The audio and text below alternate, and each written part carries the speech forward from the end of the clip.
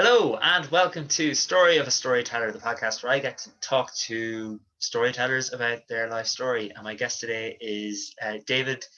Oh man, sorry, David. I do this every episode in season one. I forget to ask, how do you pronounce your surname? So is it Ledain? Yes. Hey.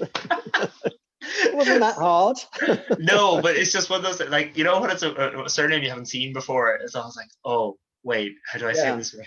So David Yeah. Ledain, sorry about that. I have a surname that everyone always mispronounces, so I should be conditioned to ask people before I hit record. But hey, we're here. Who cares? Yeah. David is the author of 3 different books that are released and a 4th one on its way. He has Gay Dad, 10 True Stories of Divorced Gay Men Living in the UK Today, which came out in 2016. This Forbidden Fruit, a culture and history guide to the homosexuality in men, that came out last year in 2019. And then Having Gay Sex, a guide to male homosexual sex in 2020. And he's also on the Rainbow Dads podcast, and he also works with the Queer British Museum on their social media team. So David, you have a lot on your plate. Well, you have to keep busy, don't you? And lockdown has provided that time to do things, because I'm sure without lockdown I wouldn't have been able to publish my latest book, Having Gay Sex, and I'm also working quite heavily on the next one, which I'm sure we'll talk about later on. But so lockdown has provided time to do that sort of thing. But unfortunately, like a lot of people, having been furloughed for 6 or 7 months, I have now been made redundant. So tough times, but tough times for everyone. So hopefully, I'm a half glass full type of guy. So hopefully something will come along. But yeah, so lockdown is just a strange time for all of us. So I try to keep positive and try to keep busy. And yes, I seem to have my fingers in quite a lot of pies, but I like that. That's interesting, and you meet people and you learn different things. And so I'm sure we'll talk about all these different things throughout the interview. I think there's this whole wave of I don't want to say lockdown inspired, but like creative things that came through lockdown. I mean, this podcast kind of the seeds were there before the lockdown, but I really got stuck into it during the first lockdown.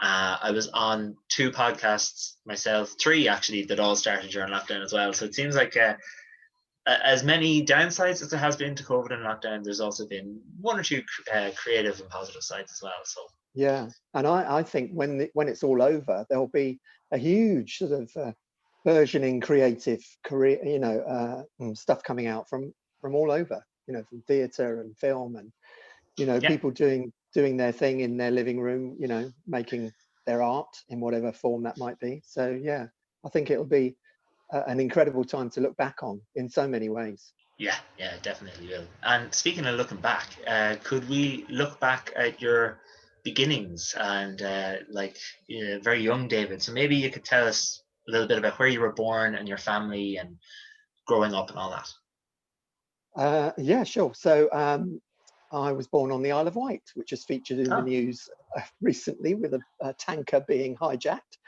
So yeah, so I was born on the Isle of Wight. I was adopted as a baby. So I've always had that sort of outsider otherliness and not being like other kids around me at school, I guess. But also having, as I grew up, the sexual awareness. So that also played into this sort of, being different. And also, I think I definitely have a fear of abandonment as well, which Makes sense. I'm sure your background, which I'm sure is to do with being adopted. So coming out was very difficult for me, and I think looking back, all those sort of hidden emotions and things that are buried deep play a part that we don't really consciously know about. So I was adopted and lived on the south coast of England ever since, really. I live in Chichester, West Sussex. And sort of had a normal upbringing. My parents were very of the war generation, so they were very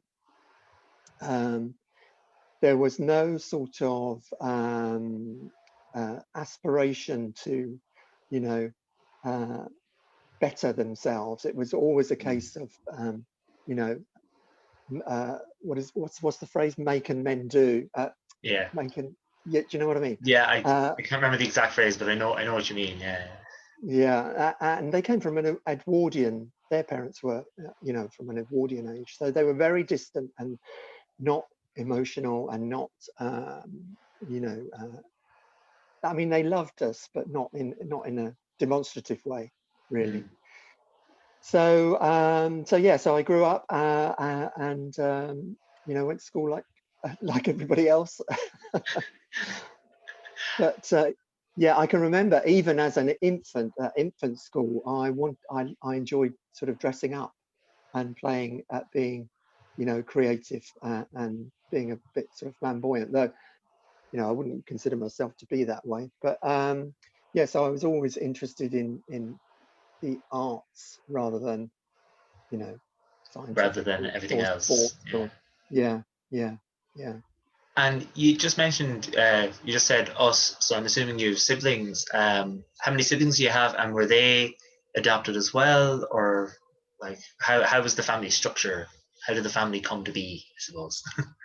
Yeah, so I had an older brother who was also adopted, and he's unfortunately no longer with us. He died in 2008 from AIDS.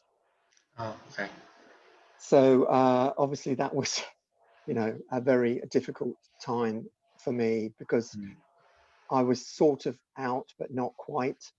So, you know, that whole period sort of shoved me back into the closet, really, because I was really frightened that that would be the way that I would end up. That was what would happen to me.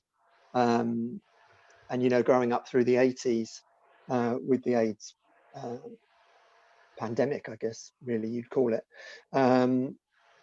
It was a very difficult time. And I remember sitting in the pub with my friends, you know, talking about AIDS, and they were glibly saying, oh, you know, we could all get it, we could all have it, you know. And this was, you know, 1983, 4, 5, whatever. And I was thinking, no, I could have it more than you could, you know, I'm Mm. the one.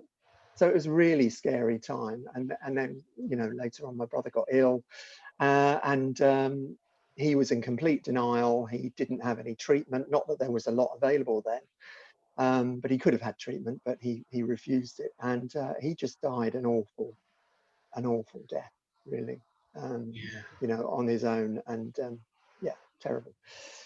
That So anyways, must have been very difficult for you, kind of to well, first of all, to lose your brother to such a terrible illness, but also to like there must have been a lot of kind of I suppose guilt maybe because you know you kind of approaching coming out and then this happens to your brother and like you know that must have been a really confusing and difficult time.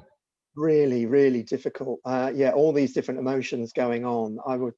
Um, I was sort of angry, you know, I was angry at him for not doing something about it and getting treatment, and just for getting it, you know, just, Yeah. you know, um, because I had no idea that he was gay or bisexual or whatever he was, um, because he was very, you know, he was quite an isolationist person, you know, he kept himself to himself. So yeah, so I was angry, I was scared, I was confused, I was, you know, I'm not like that, that's not going to happen to me, Yeah. and at the time I had a young family, so it was, yeah, really, really difficult. But you know, time heals, time changes Yeah. things, you move on and things get better, and you know, yeah, so Yeah. it is what That's it is. yeah, yeah, it is, but also it's something that you know I think a lot of people outside the LGBT kind of sphere, I suppose, don't realize that AIDS wasn't just the 80s. That you know that it's people are still getting diagnosed with it, and you know it's not it's not as life-threatening as it once was because of all the treatments that have developed over the years, but it's still a really serious issue that still crops up. And Yeah. I mean, you say your brother died in 2008. That's not that long ago, No, really, you no, know. that's right. Yeah. But interestingly, because obviously there was a big surge of AIDS in the 80s, Yeah. and then the next generation sort of forgot that, and they thought, oh well, that was that lot back in San Francisco and California or whatever, and people who are on the scene and whatever. So that's not going to affect us. And of course, then there was another surge in the early 2000s, when the next generation comes along. But this is why it's so important that we tell our stories, because with each generation, each LGBT generation that disappears, so their stories and experiences and culture and history disappears with them. And Yeah. it's only very recently that we've been able to talk like this, and be open about things.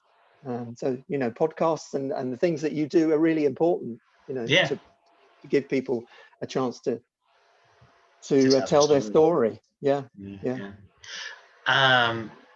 I'd like to bring us back a little bit to when you said you went to school, like everybody else. Yeah, yeah, So yeah. Sorry, when you're that in was a school, dumb answer. Sorry. no, it's fine. Some people don't. I mean, I was on a podcast where the host was homeschooled her entire life. So some people don't go to school. Yeah, yeah, yeah. Okay. Yeah, yeah. What? So you said that you used to kind of do the more the arts and the more expressive and the dress up box when you were very, very young. Like throughout your school life, was your creativity encouraged, or was it something that because you kind of knew you may have been a little bit different to the other boys in school, was it something you kind of suppressed a little bit, or what was Yeah, school like yeah. in that sense?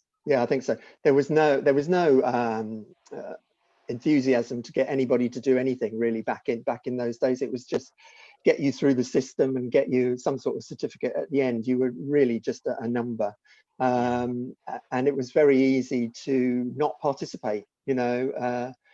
I always could write a better story than anybody else, but I was not encouraged, and I couldn't be bothered. And it was easier just to be part of the cool gang. And I was always quite cool, because I was a huge David Bowie fan, and I had the Ziggy hair, Ziggy Stardust hairstyle and everything, and I was a natural redhead. So okay. yeah, so and being tall as well, I always stood out in the crowd. So I sort of used that, I think, to my own advantage. Um, so I was part of the cool crowd, and as much as I enjoyed writing, and I always have written and kept diaries and things, which are now really fantastic to look back on, really revealing. Which again, lockdown has given me the time to look back on old diaries. But what a troubled person I was, looking back. And if Yeah, I'd only had somewhere that I could go, some people that could point me in the right direction, someone to look up to. But of course, there was none of that then. There was none of that. The only gay people we knew were sort of Larry Grayson and Dick Emery and, people like that. And these sort of vaudeville caricatures of what gay was. But I yeah. wasn't like that. That wasn't me Which at all. because they're a very particular. I think the word character you said, like I think that's exact because the nearest equivalent today would be like Alan Carr and Graham Norton. They're kind of the like the evolution of those figures. Yeah. And again, Yeah. it's just like that's a really particular type of LGBT person that it's the most palatable to the mainstream. So Yeah. And when that's the only one shown, that's what a lot of people would think. Oh, that's what that is, and I'm not that, so I mustn't be gay either. yeah. Yeah. But I think, the likes of Alan Carr and Graham Norton and such, they are comfortable, and they're sort of sexless, if you like. Mm.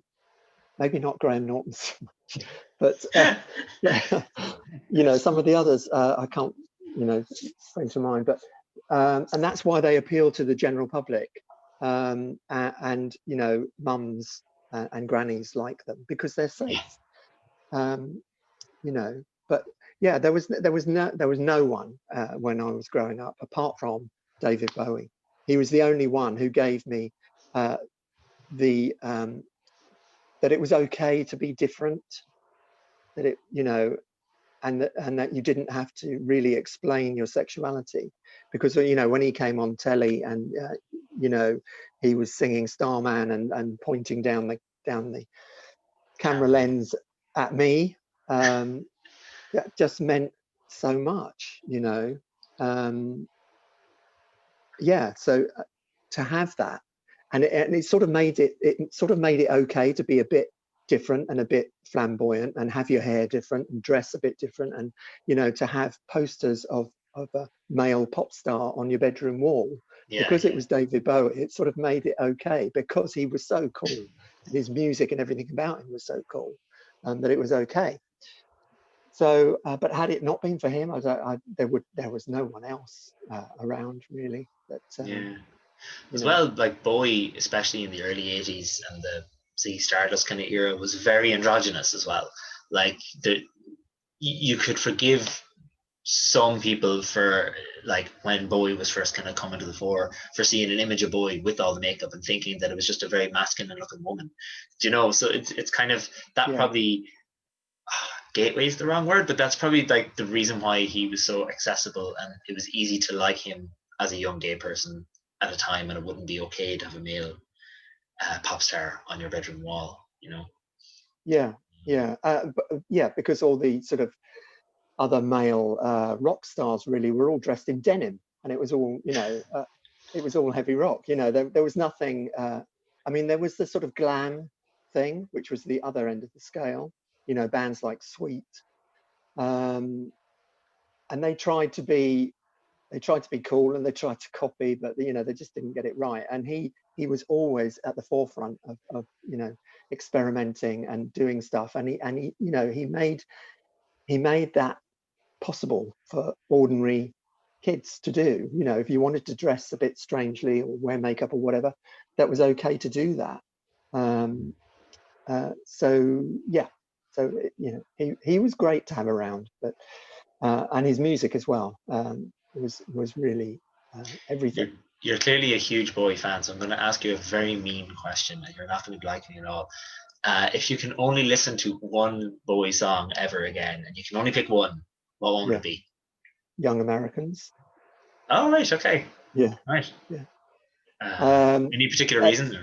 Or? it's just always, that album has always been, because I was 15 at the time, so it was really important for me at that time. You know, growing up as a teenager, and just yeah.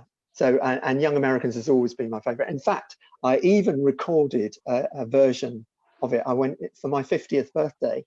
Friends of mine bought me some time in a studio and recorded it with backing vocals and everything. It was really good. Uh, and it's never going to get aired. So I don't know. I could find an MP3 that could be at the end of this interview. That could be a little track. maybe. But so that's why I always go back to Young Americans. But you know, I would miss a lot of his catalogue, obviously. Yeah, Yeah, obviously, and it's such a big catalog as well. So, yeah. you say you said that you used to write diaries a lot when you were younger and like through your adult life. So, was writing ever a career path in your head, or was it just something you did because you enjoyed it? It was something that I did. Keeping diaries, I don't think was a case of I did it because I enjoyed it.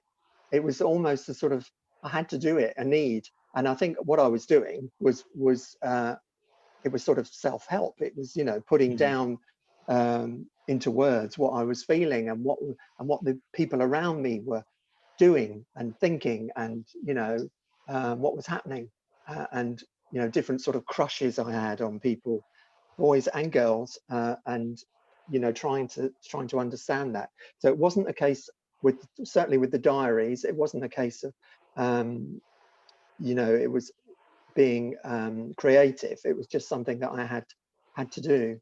But I also did, certainly in my teens, dabble in writing. I always wanted to write a film script or a play, or a novel, but never quite got around to, the first 3 chapters. It was always a good idea, but the amount of time that you have to spend, other writers who are listening into this will appreciate the amount of time that goes into writing a book is phenomenal. And people forget that when they have this bright idea of, I could write a book. Well, yeah, but so there was always that creative outlet. So I've always written in some form or another. Okay, cool. And seeing as we're starting to talk about writing, we're going to jump ahead so that we can continue looking back, which will make sense to you in a second. Your first book is called Gay Dad, and it's about 10 different men who were married and had children and then came out as gay or bisexual or whatever. And that is basically your own story as well. So I'd like to kind of talk about that a bit. I know that you're still close with your ex-wife, I believe. Very, yeah. Yeah. So like, what was my main question is, what was that like? Because that must have been so difficult. And so can you tell me a bit maybe about your ex-wife? Well, it's my story, so I'll tell it from my point of view. Yeah. So I always thought that I was bisexual because I had girlfriends, and I wouldn't say I was attracted to their sexuality, but I was attracted to their personality and their gender. And I always had girl friends, I was surrounded by friends, and still do have. But so, we fell in love. We met and we fell in love, and that's it. That's the story, really. And one thing led to another. We lived together, and we had a good sex life, and there was no problem with that. I wasn't playing around or doing anything other than being in a relationship with her. That changed later on, but certainly to begin with, it was just the 2 of us, and we were going to go to London and have a new life and together, and so it was great, and we did that. We went up to London, we bought a flat, and we got jobs, and everything was good. And this was late 80s, early 90s. And then one thing led to another, and then over the washing up one evening, we decided that we might be a good idea to get married. So we did. Yeah. How romantic. Yeah, but it was always just, I could not envisage my life without this person in it. And that was always the case. So the thought of getting married was not alien to me. It wasn't scary. I wasn't thinking, oh, should I be doing this? Because I knew that I was attracted to men, and I would fantasize about men, and any pornography that I was watching or looking at was about men. But I was in love with this woman, so it was just normal, and there was no battle going on inside my head. It seems like you segmented your romantic life with your physical attractions almost. Yeah, and I think you're absolutely right, Conor. What was happening was I was compartmentalizing my life, and certainly, as after we got married, and we were living in London, I did start to, play around and do things outside the marriage, very irregularly and not often. And I thought, well, that's okay, because, you know, it's not going to affect my marriage. She's never going to find out, you know, it's all, you know, somewhere else. I've not got a boyfriend as such. I was just, you know, having extramarital sex, and that's all it was. So I didn't see it as an emotional attachment. It was just scratching an itch, if you like. And so, you know, we were married for a number of years, and then after a few years, we had our first child, and then a couple of years later, the second one was on his way, and this was at the time. And so, just going back, so after our first child was born, I was the one who stayed at home as the stay-at-home dad. So Oh, I okay. was, and my wife went back to work full time. The reason Which would being have that I been was, very unusual at that time as well. yeah, again, you know, my life is full of sort of unusual things. I get put into sort of unusual situations, you know, it seems. But that's just, you know, life. I'm sure everyone's life is just as crazy. Yeah. So yeah, so she went back to work. I was commuting at the time. We were living in Chichester in West Sussex, and I was commuting to Epsom in Surrey. And earning less than her. So it just didn't make sense for me to carry on. And she wanted a career, you know, she wanted to do that. So I stayed at home and brought up the kids. And when my first son was starting to go to nursery, home computers were starting to come in, and the internet was starting to open up. And so I started to write. I started to fill my time with writing, because there's only so much dusting and hoovering you can do, you know. Yeah. You have to stay sane. So I took all these ideas that I'd had throughout my past, you know, years, and decided that I would write a novel. And so that's what I did. And then our second son was coming along, and my wife found some material that I'd downloaded, and a forum that I was chatting in. And for some reason, I'd kept the I kept a copy of what I'd been talking about in this forum for some unknown reason. But I think what I was doing was leaving evidence and leaving a trap, really.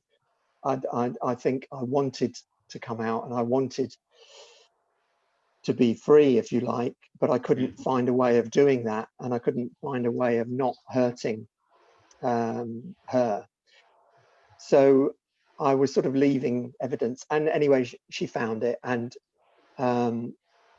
we, you know, it was awful, and we had this big discussion and blah blah blah, and you know, I reverted to this ridiculous situation of, but you must understand that that's not affecting our marriage. That's something outside the marriage, and you know, it doesn't affect us, and you know, we're still in love, and we've got kids and another one on the way, and blah blah blah. And so we carried on for 5 years living in the same house, but basically separated. Okay. And we were living more and more separate lives. And eventually she decided to move out and set up home on her own, and I stayed in the family home with the kids. So,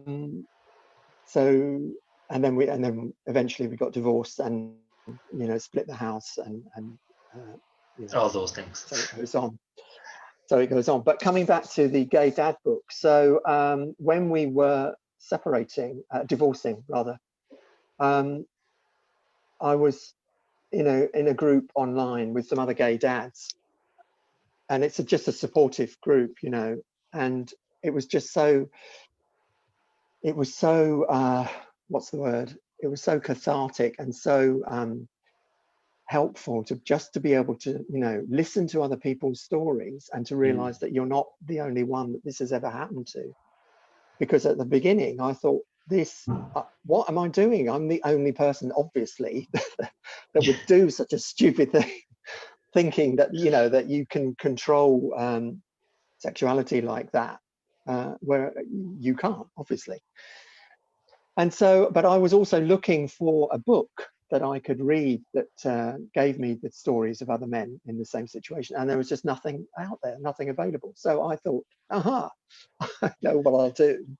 I'll write that book myself. Yeah. So I basically I approached the guys and said, would anyone like to talk to me about their stories? And of course, I was inundated with people who wanted to do that, because people want to tell their stories, and if you Yeah. give them the opportunity to do so, they will. I'd say it was hard just to pick 10, because that's what the title of the book is. Now I know you listened to a Yeah, lot more, but yeah. I mean, a lot of them were very similar. So what I tried to do was to pick out ones that were dissimilar to each other, and it was guys from different backgrounds. One guy who's bisexual and a Sikh, which was a really interesting, different take on it. And his marriage was arranged, so a very different take on the whole thing. But yeah, so it's 10 completely different stories, but of course the theme is the same, and how they work through this and how they come out the other end is different in most occasions. Most of them have a happy ending, and both the wives and the men and the children as well are in the right place eventually. But yeah, it can be a very bumpy ride and very traumatic for everyone involved, and it can go on for years, yeah, because it's all very well, as coming out. But then that's not the end of it. yeah, You have to get on with life, and you have to live with people, and you have to try and work around how this is going to work. And then if you go through divorce, of course, that can be very acrimonious, and some wives are really bitter, and feel that their whole lives have been it's been a forgery, it's been a fake. yeah. Which is Um, understandable too. Like I understand that the men that they were with, and and you and your wife, I understand that society has put these, or religion, or there's all sorts of external factors that force the men into this situation, and then unfortunately it ends up two people suffering. That yeah, that a marriage breaks down no matter what way you look at it. And I know yeah, sometimes like I I know that sometimes it's healthier for couples to separate, but even when they have children. Um, so it's an unfortunate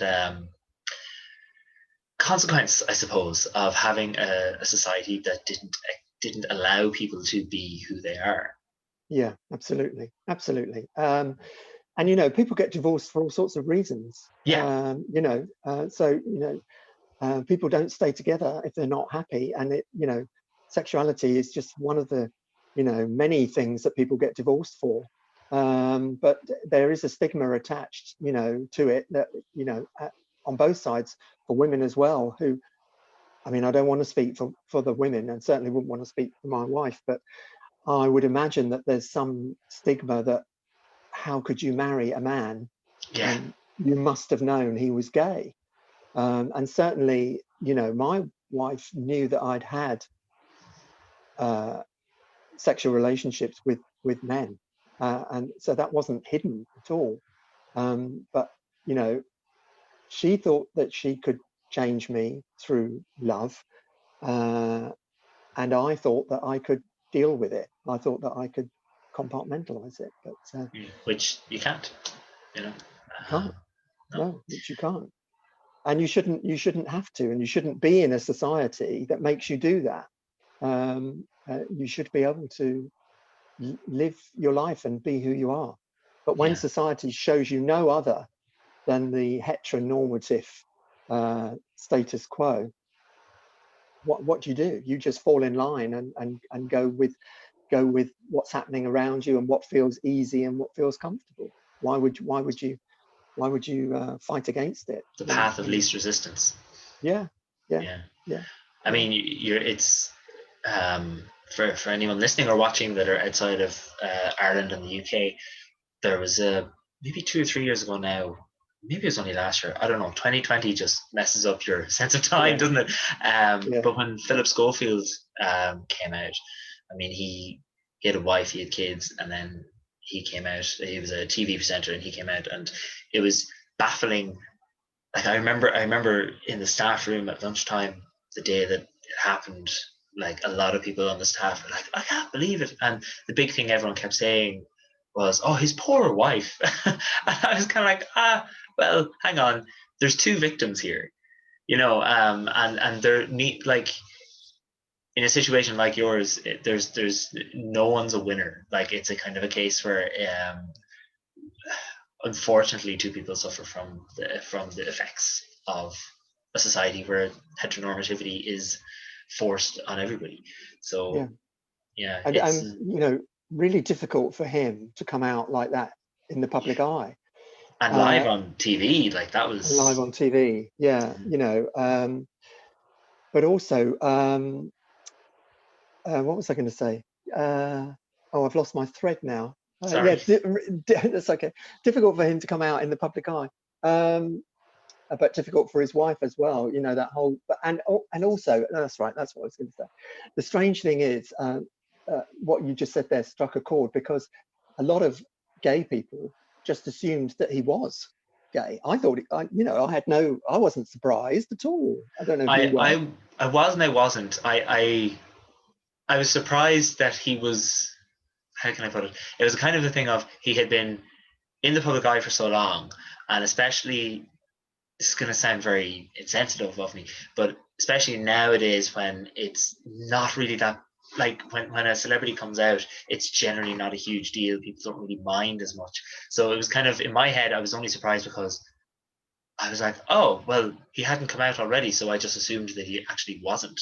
Do you know what I mean? Like, Yeah. which I know is wrong of me to think. Like, I mean, obviously, people can. I mean, I don't think I had any thoughts about him or his sexuality before that, really. But I wasn't surprised. Yeah. I just thought, okay, fine. And also, people talk about his poor wife and and all that. But I think she was, from what I gather from what he said, she was very supportive. But we don't know what goes on behind closed doors. No, and I think that's the most important thing to take from And this. yeah, I think we should just leave them alone. He did what he felt he needed to, and they should just be left alone, Yeah. and to live their lives in whichever way they want. Exactly. And I think that's the same with all situations like this and like yours. It's a case of when it was yours and your wife's decision to separate when you did, and it's a kind of a thing of that's your business and your wife's business, your ex-wife's business, and nobody else's. And I mean, it seems like you're better for it. I mean, you're so much involved, so actively in the LGBT sphere, and you still have a good Yeah, relationship with her, which I think is a really good testament to your yeah, relationship before as well. yeah, Can I yeah. ask? There's one thing that I think is very interesting about the book Gay Dad in particular, is that every person that's on the LGBT plus spectrum knows the experience of having to come out to their parents, and usually that is the way it goes, that the child comes out to their parents. But you obviously had to go the opposite way, which is highly unusual, of a parent having to explain to their Yeah, children. So yeah, what yeah. was that like? How old were your sons when you told them why you were separating, and how did they take it? Well, we never did. We never did tell them, and I was surprised at that, actually, because I thought that my wife would have told them. Um, but we never had that discussion. It was very odd. I think because I was the dad and I was a stay-at-home dad, so I was always around and I remained always around. Hmm. Um, and I think a mother-child relationship is strong anyway, naturally, I would guess in most cases.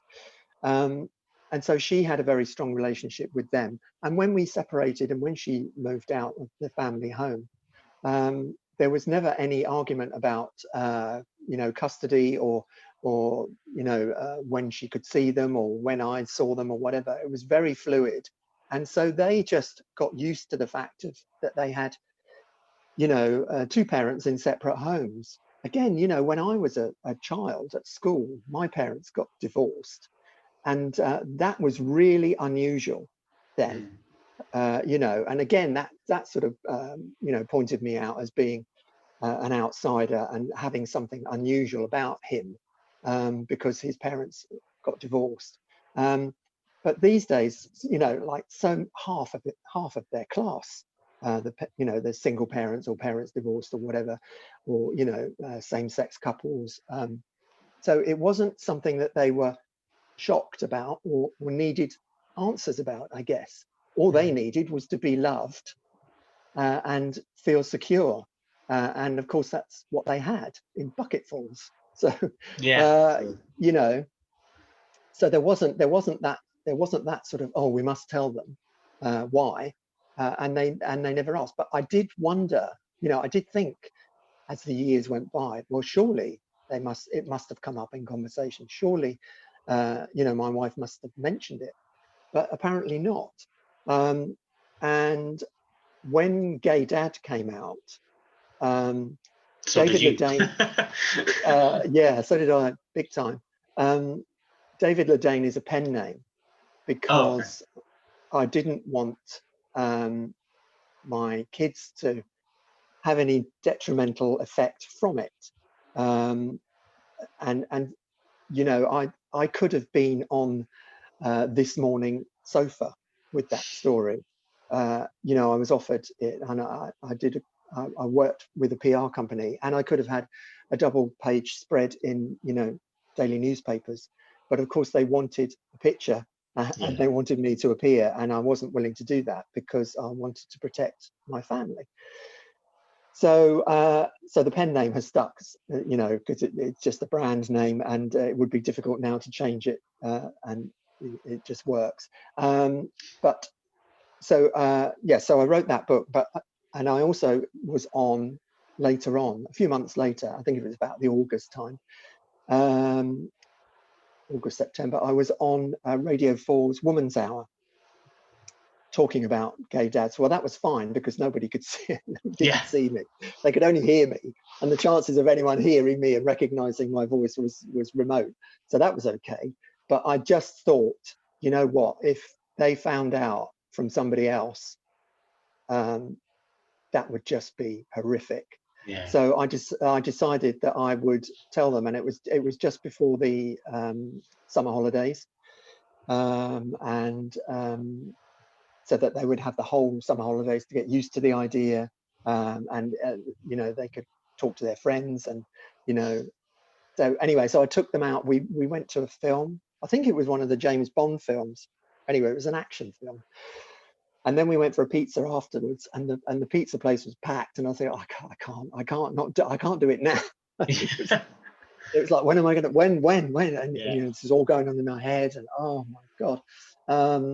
And I was driving them back to their mums, and I just thought, I've got to say something. I've got to do it. I've got to do it now. Otherwise, I'm not going to do it. So as we pulled up outside the gate, I said, oh, before you get out, there's something I've got to tell you. Oh God, sorry. It's okay.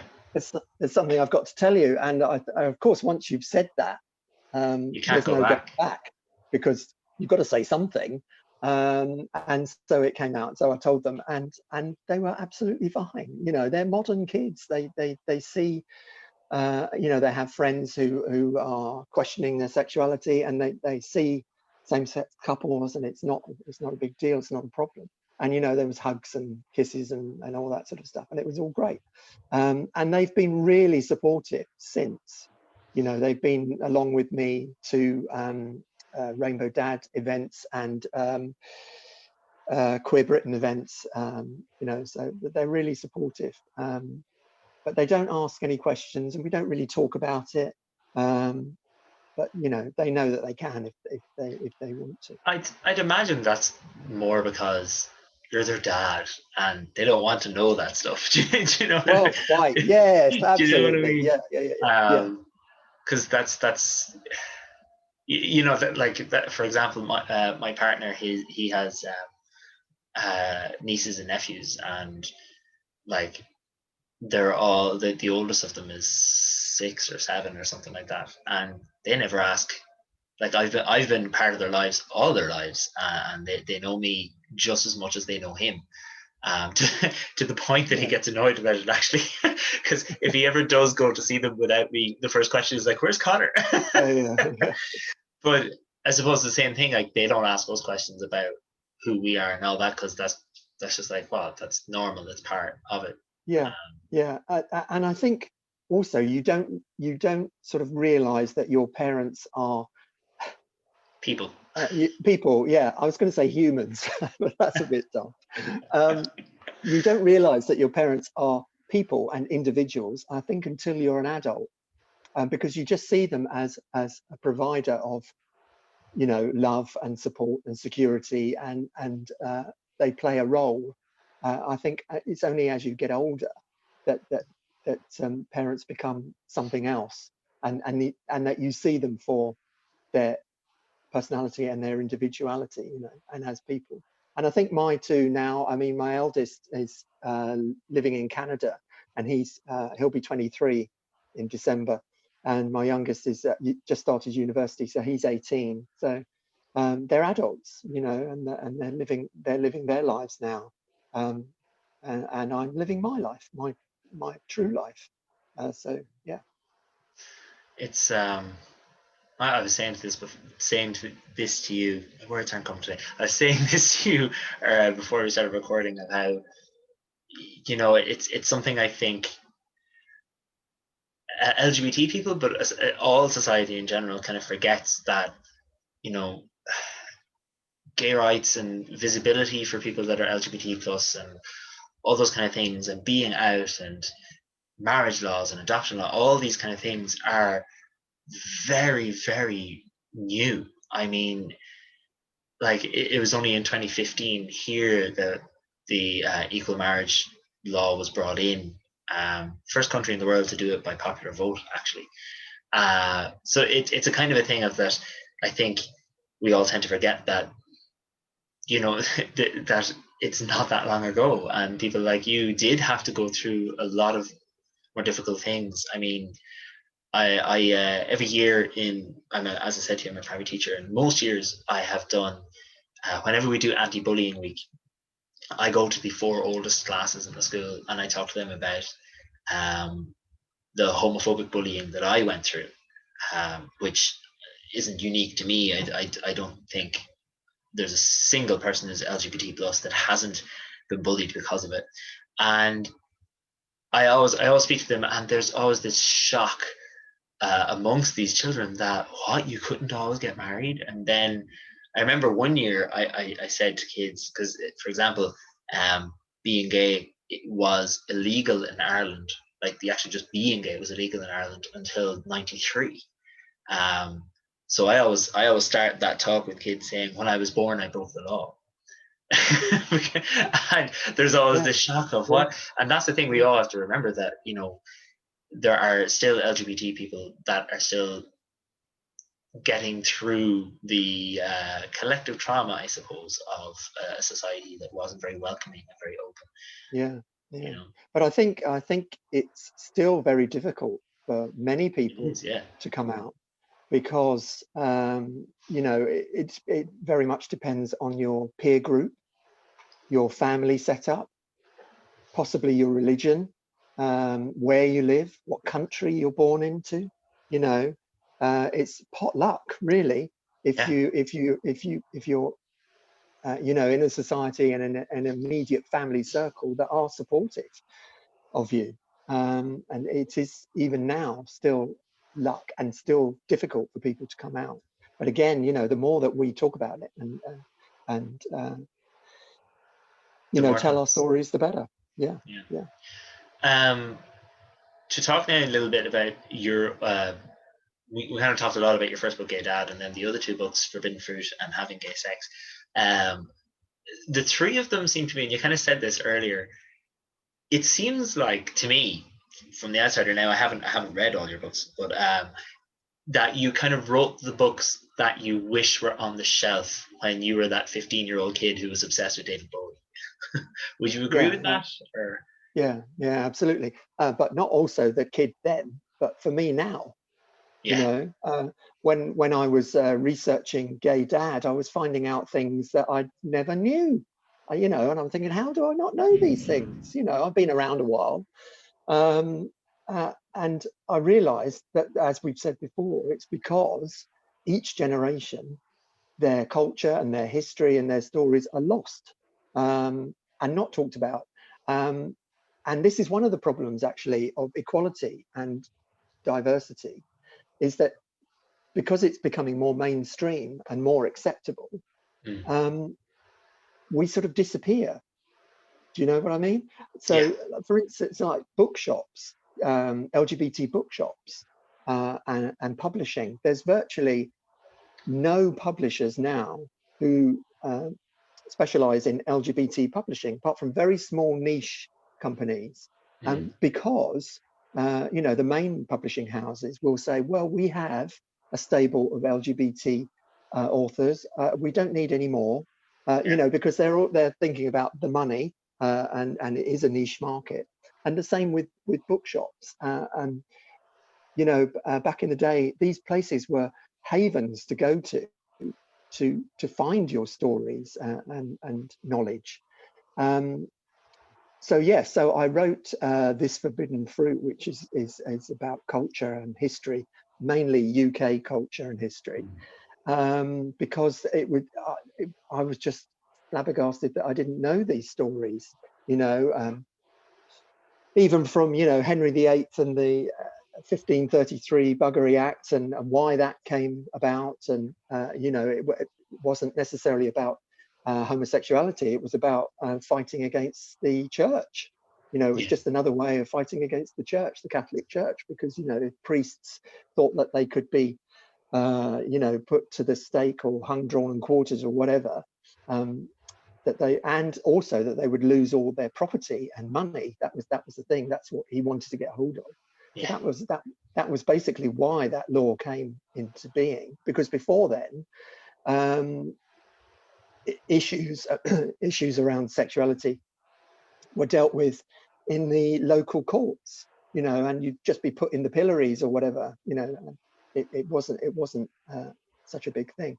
So yeah, so that, and right through history, you know, the pirates of the 17th century, and you know, the last men to hang for sodomy in the UK.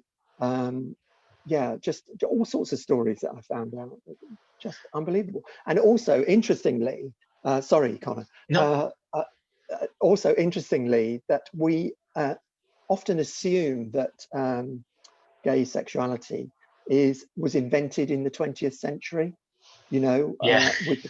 with the porn industry especially, and cruising and all those other things. But it wasn't at all. These things have always been going on, always, and they're well documented.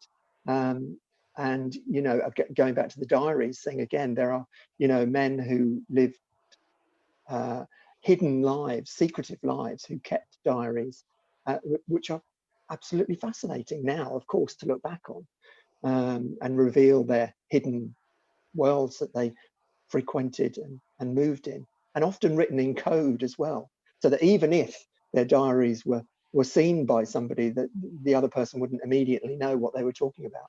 And interestingly enough, again, when I was writing my diaries, certainly as a young teenager, I would write things in code just in case, you know, which is really bizarre, because, you know, who do we write diaries for? We just, you Yeah. know, is I it for suppose us to read at a there's the later date? fear of somebody else finding it probably made you write the code, and that Yeah, kind of yeah, thing. yeah.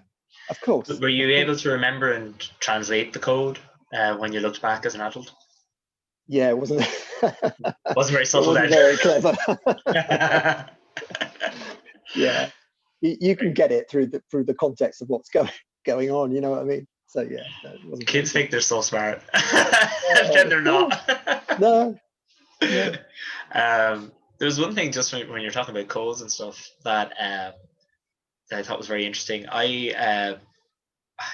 Just because Oscar Wilde would be a very prominent um, historical gay figure for both the UK and for Ireland.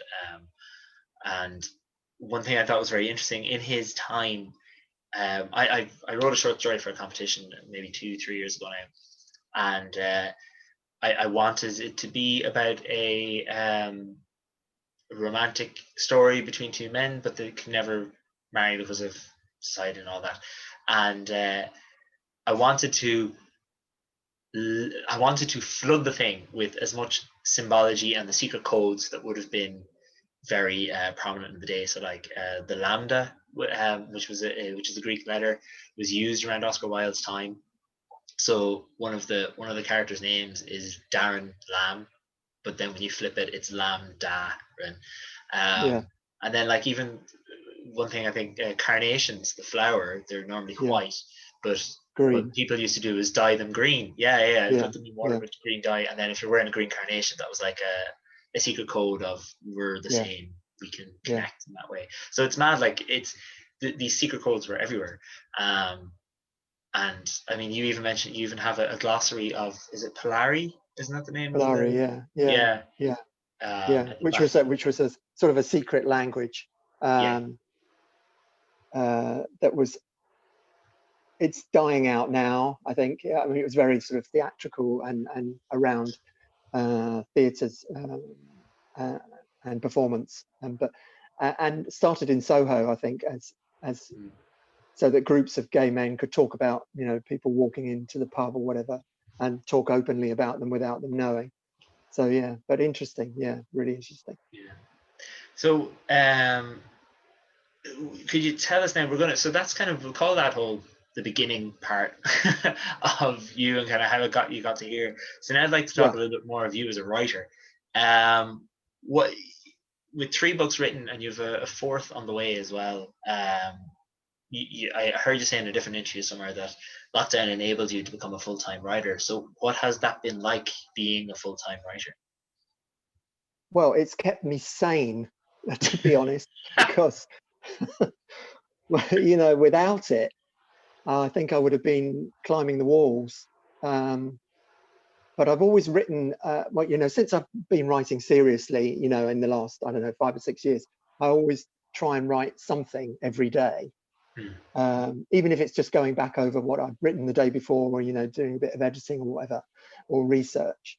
And so I always try and do something every day. But obviously, with lockdown, I've had more time to do that. So it's been really, I've been able to get on, and as I said to you earlier, had I not had that time, certainly having Gay Sex wouldn't have been out this year, and I certainly wouldn't have been as far along the line as I am with my next book. So it's been good to have that time, which obviously, when you're working and you've got a family, it's really difficult to find the time to write. And people say to me, back in the day when we were working and everything was normal, people used to say, well, how do you find time to write with all this going on, kids at home and family life and everything? But I think when you find your passion, whatever that is, it might be music or football or whatever, when you find it, nothing's going to stop you from doing it. That's you just have to keep going, and you have to keep at it. And you find, by doing that, you end up writing something of substance, and that could possibly be a book, and then you approach people to get it edited or proofread or whatever, and structured, and there you are. You have a book in your hand. And then, like with Gay Dad, that had such a big impact on my life, because people were starting to approach me to do other things like the Rainbow Dads. And that's what I wanted to get on to next. So perfect. You segued yourself into the next part. So tell us a bit about Rainbow Dads and what it is. So I was approached by a guy called Nicholas McInerney, who picked up the Gay Dad's book because he is a gay dad.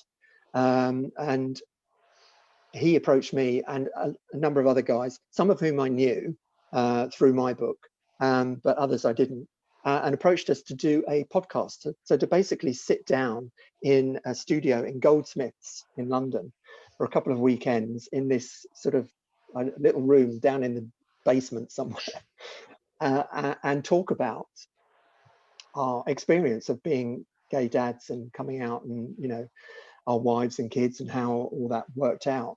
But the extraordinary thing is that to get men to sit around, there was half a dozen of us, different ages, different backgrounds again, but to get men to sit and talk and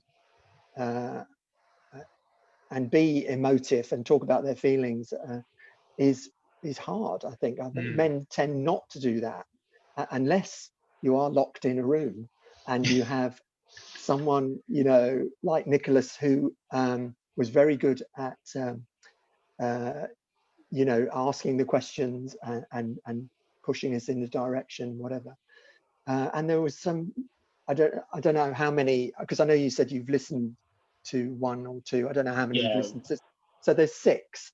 There's and each one is focuses on a particular time in the coming out process. So growing up, questioning your sexuality, getting married, then coming out, and day 0, and then how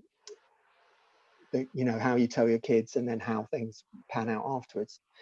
But yeah, so each, and there are some jaw-dropping moments in those podcasts when people reveal things that you just think, that is unbelievable, and there's tears and there's laughter, and I'm sure that these guys, and myself included, would not have been so open and so honest had we not had that sort of setup.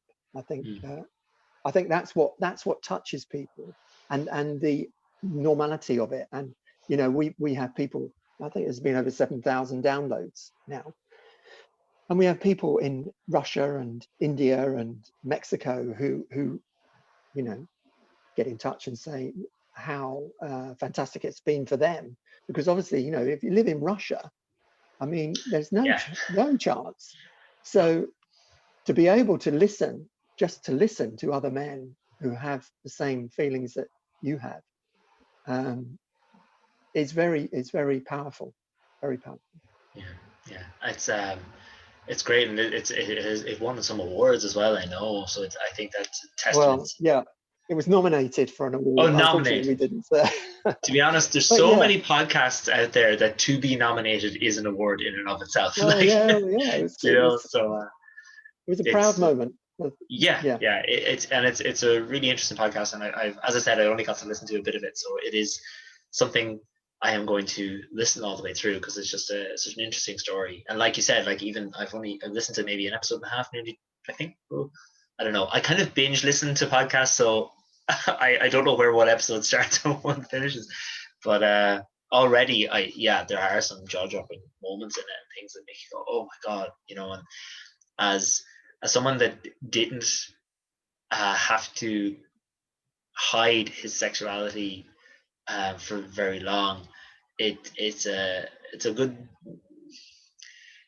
way to remind myself of how lucky I am, and that younger LGBT people, we do stand on the shoulders of the people that came before us, and it's a good reminder of that, I suppose. But interestingly, also doing that and writing the books as well has also been part of my coming out, and my not coming to terms with, because I think that's I shouldn't need to come to terms with being gay, but recognizing my sexuality and being comfortable with it, and being comfortable in my skin, and being comfortable talking about it. So writing the books, and certainly doing that podcast, that Rainbow Dads podcast, is all about me coming out. And I've listened to a couple of them since, with a bit of distance of time. There's things that I talk about in those podcasts that, for the first time, I reveal for the first time.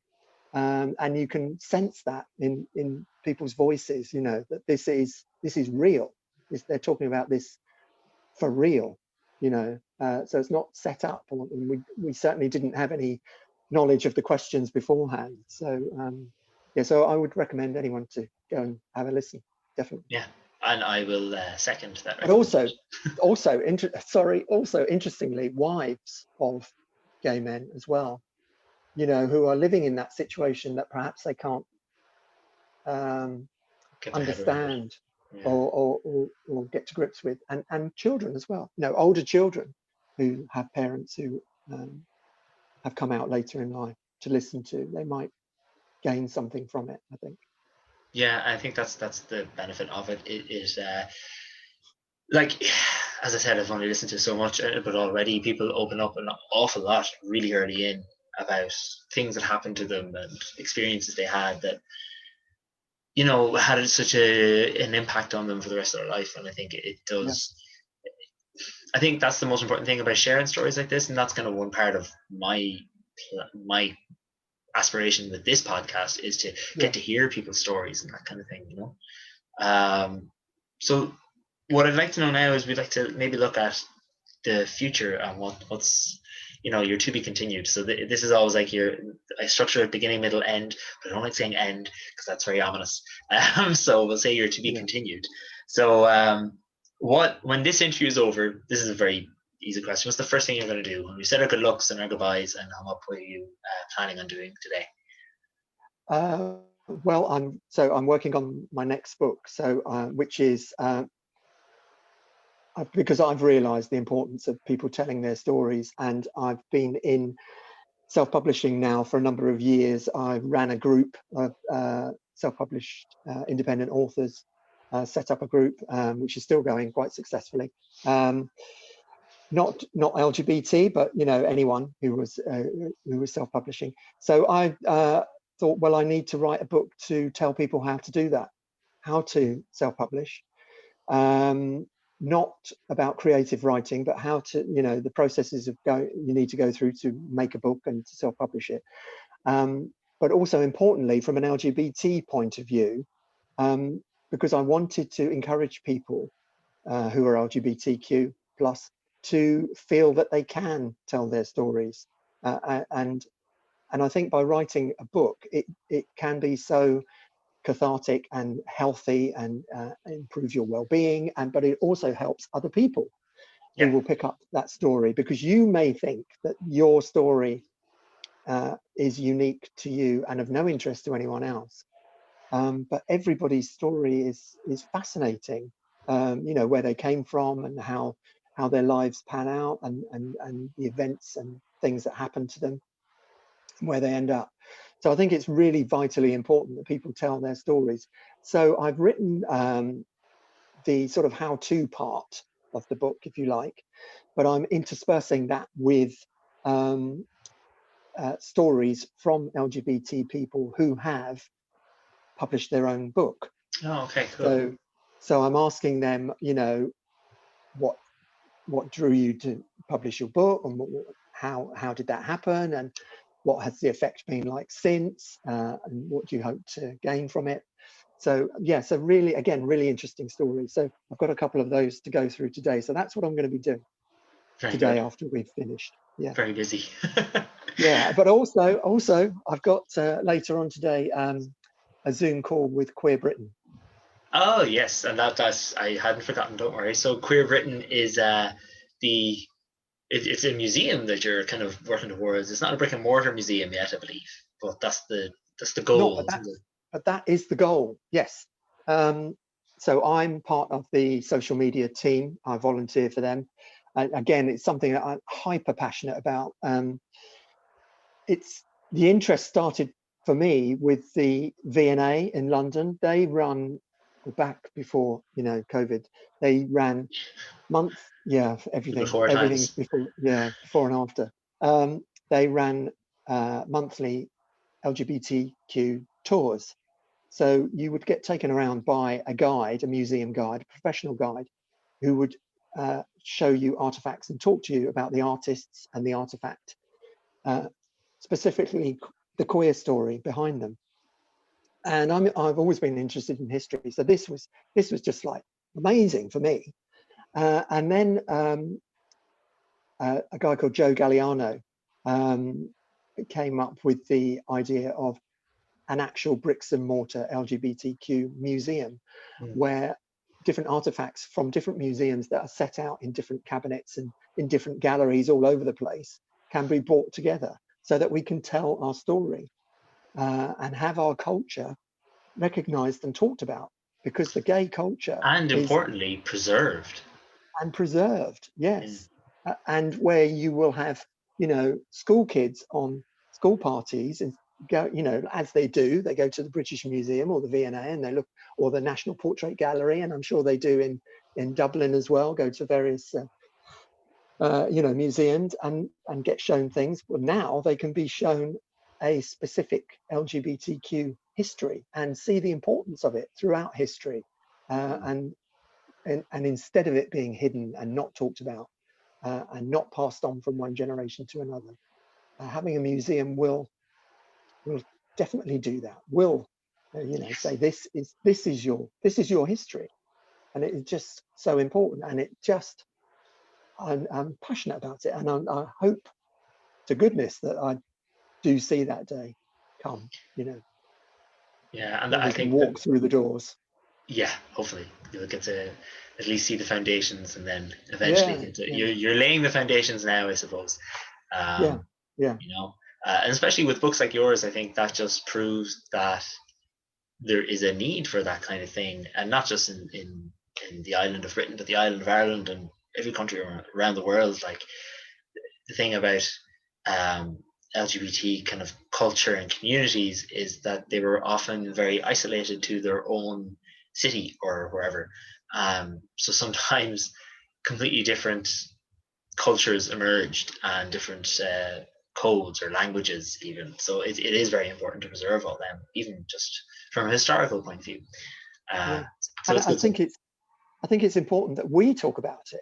You yeah, know, to us, not to the wider uh, society necessarily, and certainly, you know, in Western cultures where, you know, LGBT laws are more equal, and so we do have a better life. But we need to start talking to ourselves and yeah. recognizing our history and talking about it and proclaiming it, if you like, and you know, championing it. That's, I'm not going to try and copy that word, It's a hard but I word. agree with the sentiment.